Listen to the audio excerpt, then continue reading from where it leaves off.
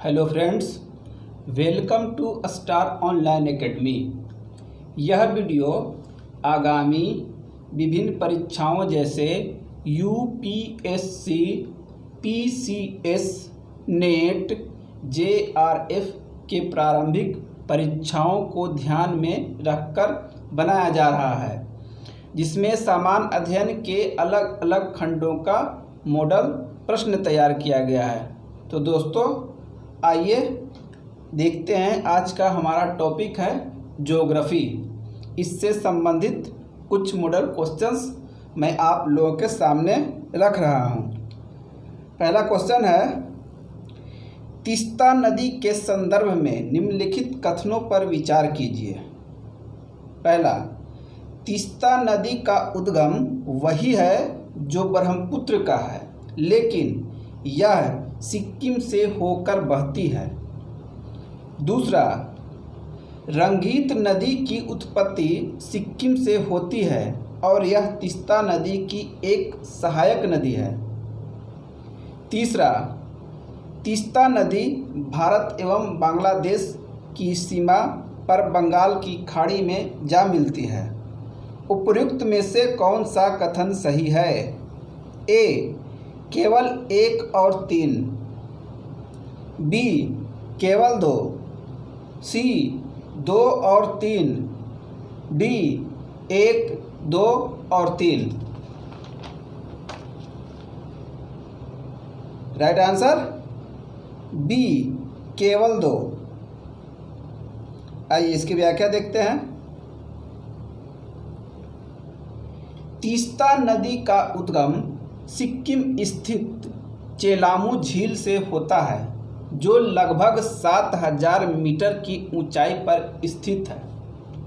ब्रह्मपुत्र नदी का उद्गम स्थल पश्चिमी तिब्बत में आंगसी हिमनद से है।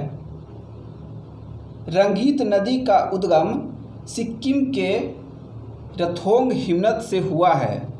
यह तीस्ता नदी की एक सहायक नदी है। तीस्ता नदी ब्रह्मपुत्र नदी की एक सहायक नदी है। तो इसमें से मात्र कथन 2 सही हैं। नेक्स्ट, निम्नलिखित में से कौन सा एक सही सुमेलित नहीं है? ए, चांगला जम्मू एवं कश्मीर, बी, रोहतांग हिमाचल प्रदेश, सी, बोमडिल्ला अरुणाचल प्रदेश, डी, सेला उत्तराखंड। राइट आंसर डी, सेला उत्तराखंड, ये गलत है। आइए व्याख्या। चांगला जम्मू एवं कश्मीर, रोहतांग हिमाचल प्रदेश, बोमडिल्ला अरुणाचल प्रदेश, सेला अरुणाचल प्रदेश। नेक्स्ट, यदि भारतीय मानक समय के अनुसार पूर्वाह के 10 बजे हैं तो 90 डिग्री पूर्वी देशांतर पर स्थित शिलांग का स्थानीय समय क्या होगा? ए, 9.38 पूर्वाह, बी, 10.38 पूर्वाह, सी, 10.22 पूर्वाह, डी, 9.22 पूर्वाह।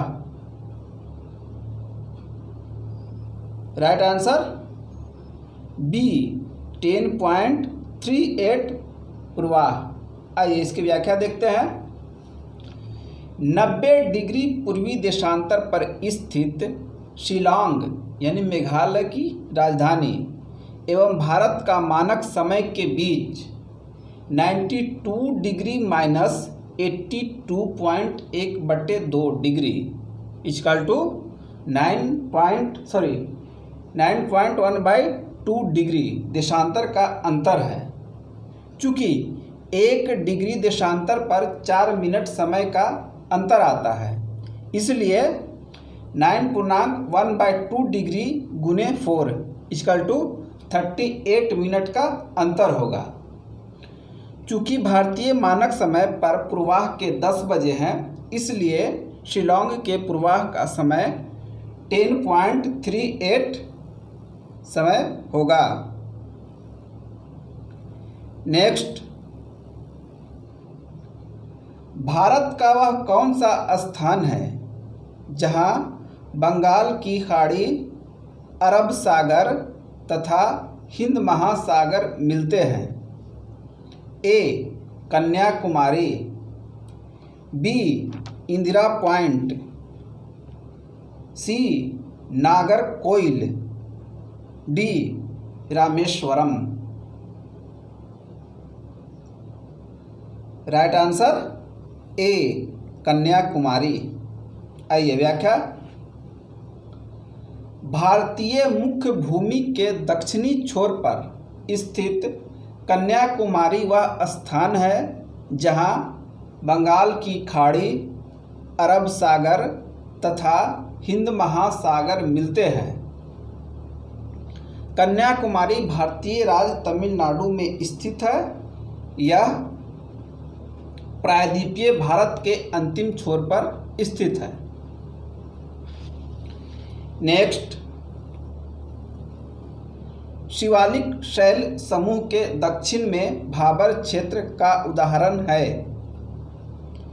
ए. मध्य भूमि स्थिति का, बी. अनुसमुद्री स्थिति का, सी. गिरिपद की स्थिति का, डी. अंतरा पर्वतीय स्थिति का। राइट आंसर सी. गिरिपद की स्थिति का। आइए व्याख्या। भाबर मैदान शिवालिक के गिरिपद क्षेत्र के पश्चिम में सिंधु से पूर्व में तीस्ता के बीच फैला हुआ है। 8 से 16 किलोमीटर चौड़ाई में इस मैदान का निर्माण कंकड़ व बजरी के जमाव से हुआ है। नेक्स्ट, हिमालय के हिमनदों के पिघलने की गति ए. सबसे अधिक है, बी. सबसे कम है, सी. विश्व के अन्य भागों के हिमनदों के समान है, डी. हिमालय के हिमनद के पिघलने के विषय में सूचना उपलब्ध नहीं है। राइट आंसर ए. सबसे अधिक है। कैसे अधिक है, इसकी व्याख्या देखते हैं। हिमालय के हिमनदों के पिघलने की गति सर्वाधिक है। गंगा नदी के उद्गम स्थल पर स्थित गंगोत्री ग्लेशियर तेजी से पिघल रहा है। इसी के परिणाम स्वरूप इसका विस्तार कम होकर पिछले 50 वर्षों की तुलना में लगभग आधा हो गया है। नेक्स्ट, निम्नलिखित उच्चावच आकृतियों पर ध्यान दीजिए। पहला, महादेव पर्वत श्रृंखला। दूसरा, मैकाल पर्वत श्रृंखला। तीसरा, छोटा नागपुर पठार। चौथा, खासी की पहाड़ियाँ। उपर्युक्त उच्चावच आकृतियों का पश्चिम से पूर्व की ओर बढ़ते हुए सही क्रम बताइए। A. 1 2 3 4, B. 4 3 2 1, C. 2 3 4 1, D. 1 3 2 4। Right answer A. 1 2 3 4। आइए इसकी व्याख्या देखते हैं। सही क्रम इस प्रकार है: महादेव पर्वत श्रृंखला, मैकाल पर्वत श्रृंखला, छोटा नागपुर पठार तथा खासी पहाड़ियाँ। महादेव एवं मैकाल श्रेणियाँ सतपुड़ा श्रेणी के पूर्वी विस्तार के रूप में स्थित हैं।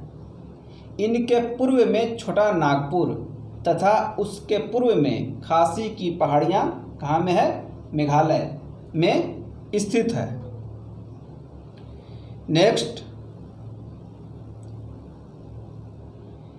निम्न में से कौन धौलाधार श्रेणी क्षेत्र की प्रमुख जनजाति है? ए Abor, B Gaddi, C Lepcha, D Tharu. Right answer B Gaddi. आइए व्याख्या। धौलाधार श्रेणी की प्रमुख जनजातियों में गद्दी, लद्दाखी, गुज्जर, बकरवाल, लाहौली, बारी आदि प्रमुख हैं। नेक्स्ट,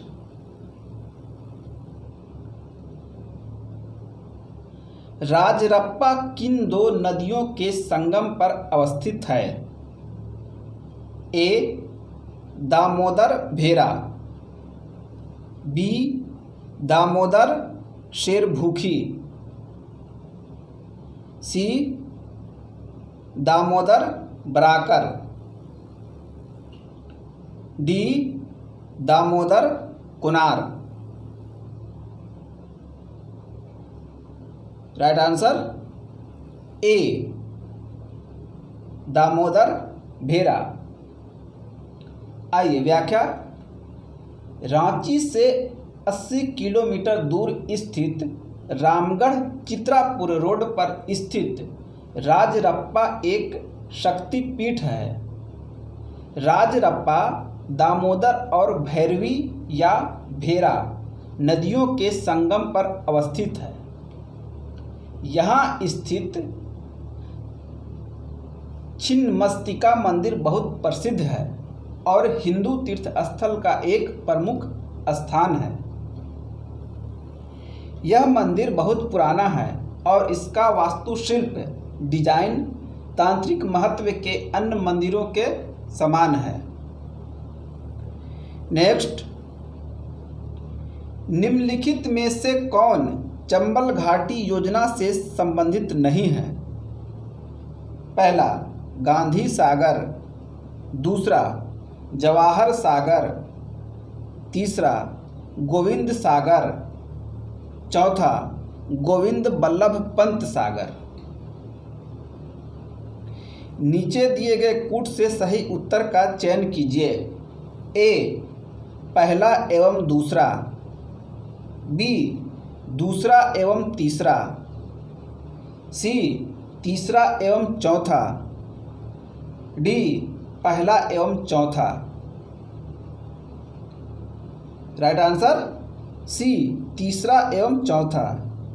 ये चंबल घाटी से संबंधित नहीं है। आइए इसकी व्याख्या देखते हैं। गोविंद सागर हिमाचल प्रदेश सतलज नदी पर भाखड़ा नांगल बांध से संबंधित है, जबकि गोविंद बल्लभ पंत सागर उत्तर प्रदेश के सोनभद्र जिले में रिहंद नदी पर स्थित है। गांधी सागर मध्य प्रदेश एवं जवाहर सागर राजस्थान चंबल घाटी योजना से संबंधित हैं। नेक्स्ट, पेगिंग एक लाभकारी प्रक्रिया है। ए गन्ना का, बी शक्करकंद का, सी मूंगफली का, डी टेपियोका का। राइट आंसर सी मूंगफली का। आइए व्याख्या। पेगिंग मूंगफली की फसल में होने वाली एक लाभकारी प्रक्रिया है। इसमें परागन के बाद फूल के अवशेष भाग के आधार से पेग निकलकर जड़ की तरह नीचे की ओर मुड़कर जमीन के भीतर वृद्धि करता है। नेक्स्ट, निम्नलिखित युग्मों पर विचार कीजिए। एक तरफ क्षेत्र, दूसरे तरफ किसके उत्पादन के लिए जाना जाता है? पहला, किन्नौर सुपारी। दूसरा, मेवात आम। तीसरा, कोरोमंडल सोयाबीन। उपरोक्त में से कौन सा कथन सही सुमेलित है?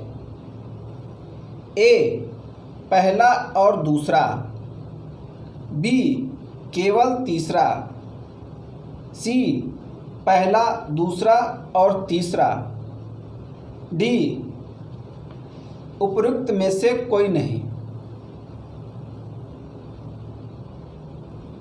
राइट आंसर डी, उपरोक्त में से कोई नहीं, यानी तीनों में से कोई मैच नहीं है। आइए इसकी व्याख्या देखते हैं।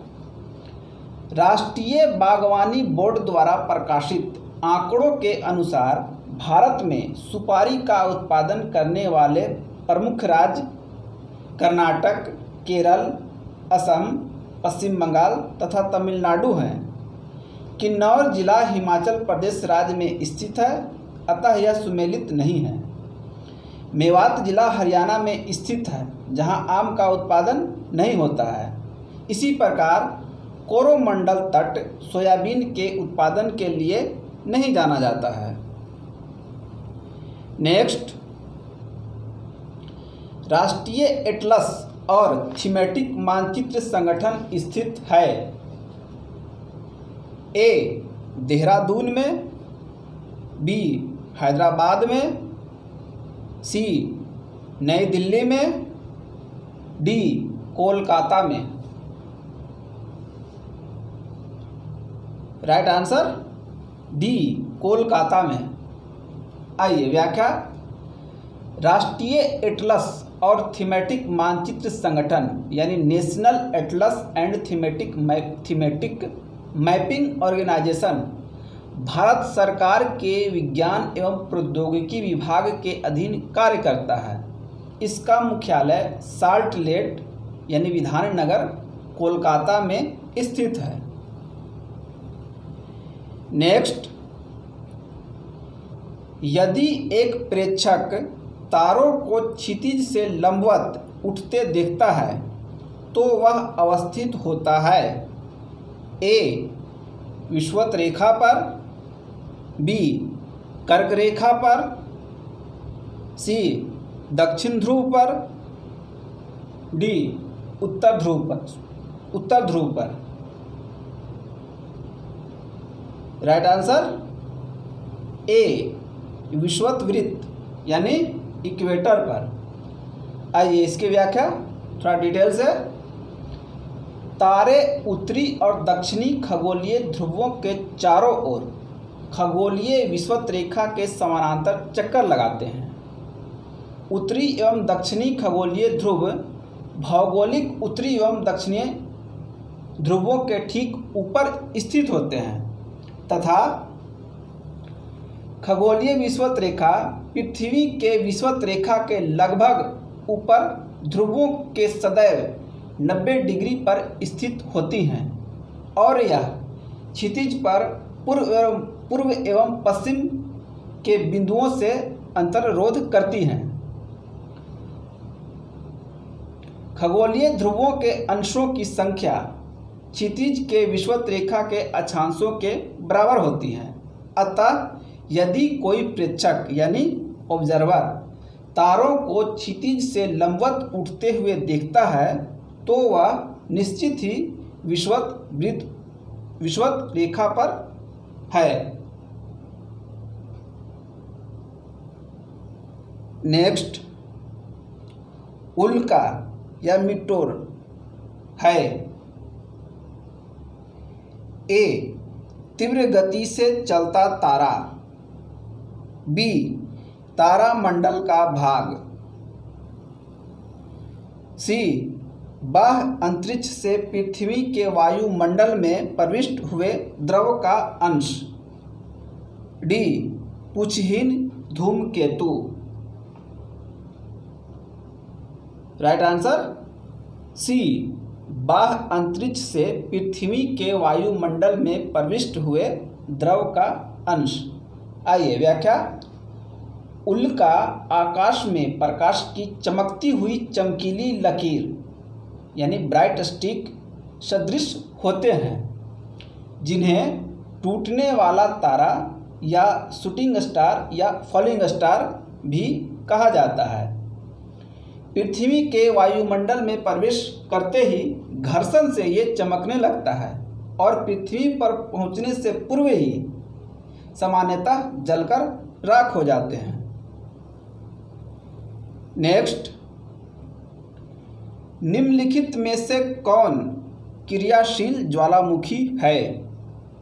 पहला अकांकागुआ, दूसरा एटना, तीसरा किलिमंजारो, चौथा विसुवियस।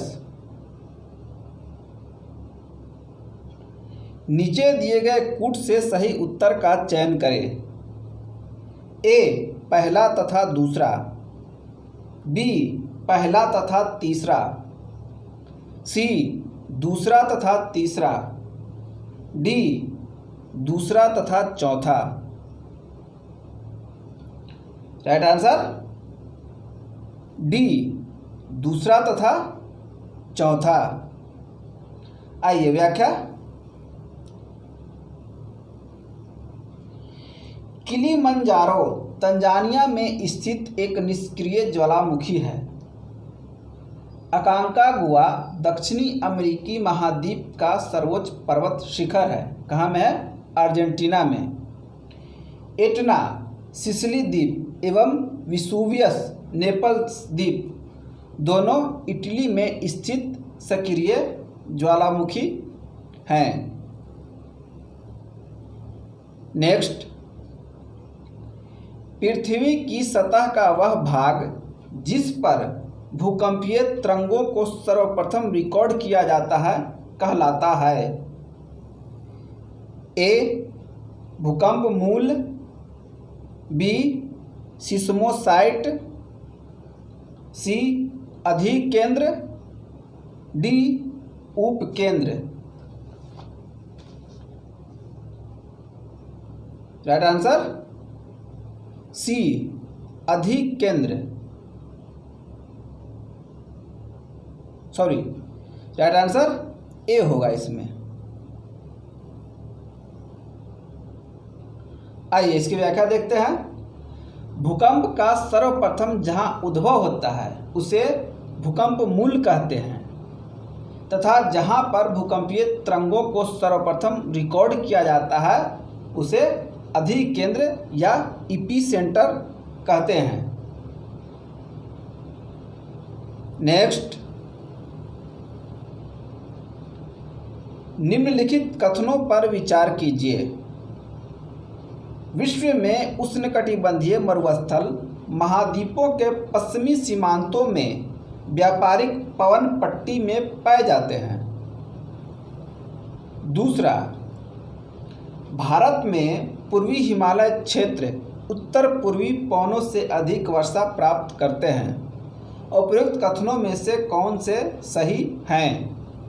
ए केवल एक, बी केवल दो, सी एक और दो दोनों, डी न तो एक नहीं दो। राइट आंसर ए केवल एक। आइए इसकी व्याख्या देखते हैं।